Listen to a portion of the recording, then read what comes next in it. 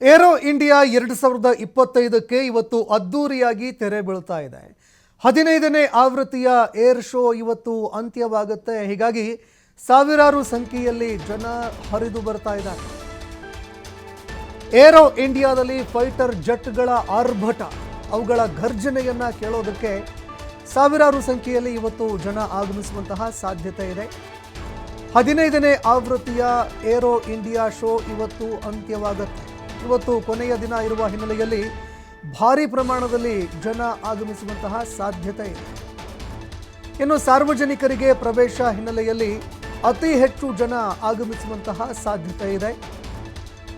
ಇನ್ನು ನಿನ್ನೆ ಕೂಡ ಅತಿ ಹೆಚ್ಚಿನ ಸಂಖ್ಯೆಯಲ್ಲಿ ಸಾರ್ವಜನಿಕರು ಆಗಮಿಸಿದರು. ಭಾರತ ಹಾಗೂ ಅಂತಾರಾಷ್ಟ್ರೀಯ ಮಟ್ಟದಲ್ಲಿ ತಯಾರಾಗಿ ಬಂದಿರುವಂತಹ ಅಡ್ವಾನ್ಸ್ಡ್ ಒಂದು ಹೆಲಿಕಾಪ್ಟರು, ಅದೇ ರೀತಿಯಾಗಿ ಫೈಟರ್ ಜೆಟ್ಗಳು, ಕಾರ್ಗೋ ವಿಮಾನಗಳು ಇವೆಲ್ಲವನ್ನೂ ಕೂಡ ಜನ ಕಣ್ತುಂಬಿಕೊಂಡರು.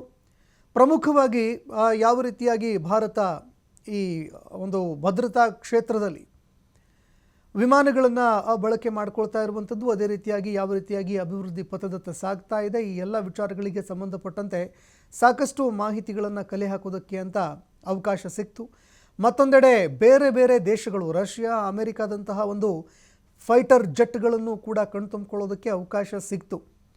ಇನ್ನು ಬೇರೆ ಬೇರೆ ದೇಶಗಳಿಗೂ ಕೂಡ ಭಾರತಕ್ಕೆ ಆಗಮಿಸಿ ತಮ್ಮ ಒಂದು ಟೆಕ್ನಾಲಜಿಗಳನ್ನು ಪ್ರದರ್ಶನ ಮಾಡೋದಕ್ಕೆ ಅಂತ ಅವಕಾಶ ಸಿಕ್ತು.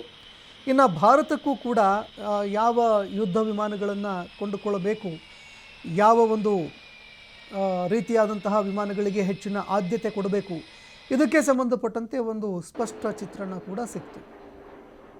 The pilots will execute a wing over to the left and position for a barrel roll to the right.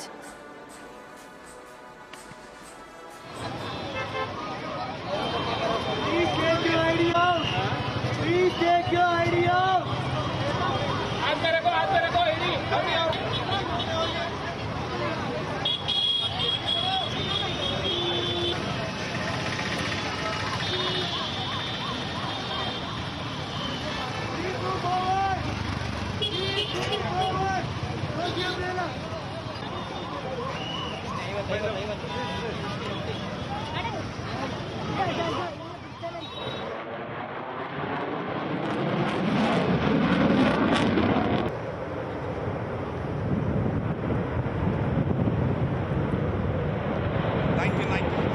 And today it's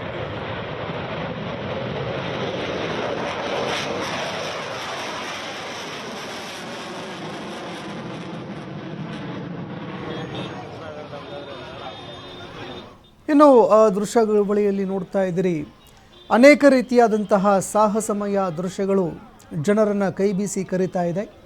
ಮೊದಲ 2 ದಿನ ಕೇವಲ VVIPಗಳು, ಅದೇ ರೀತಿಯಾಗಿ ಭಾರತೀಯ ಸೇನೆಗೆ ಸೇರಿದಂತಹ ಅಧಿಕಾರಿಗಳಿಗೆ ಮಾತ್ರ ವೀಕ್ಷಣೆ ಮಾಡೋದಕ್ಕೆ ಅವಕಾಶ ಇತ್ತು. ಆದರೆ ನಿನ್ನೆಯಿಂದ ಸಾರ್ವಜನಿಕರಿಗೂ ಕೂಡ ವೀಕ್ಷಣೆ ಮಾಡೋದಕ್ಕೆ ಅವಕಾಶ ನೀಡಲಾಗಿದೆ. ನಿನ್ನೆ ಭಾರಿ ಪ್ರಮಾಣದಲ್ಲಿ ಜನ ಹರಿದು ಬಂದಿದ್ದರು. ಇವತ್ತು ಕೂಡ ಅಪಾರ ಪ್ರಮಾಣದಲ್ಲಿ ಜನ ಬರುವಂತಹ ನಿರೀಕ್ಷೆ ಇದೆ.